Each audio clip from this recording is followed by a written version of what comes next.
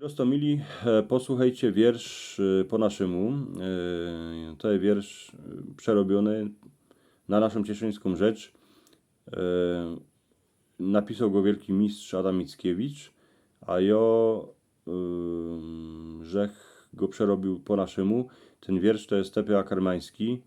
Myślę, że pan Mickiewicz się nie będzie w grobie przewracał. Wpłynął rzech na wielkucny, suchy, próżny plac oceanu. Drabiniok w los w zielone, a jako płeć brodzi.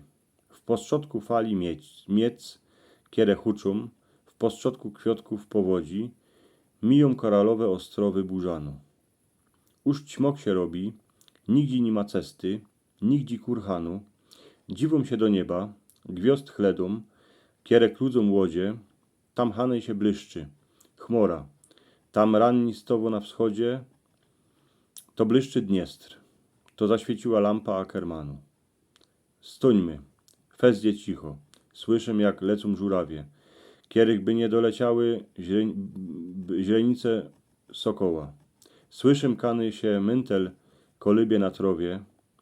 Kany got kielską piersią pomacuje zioło.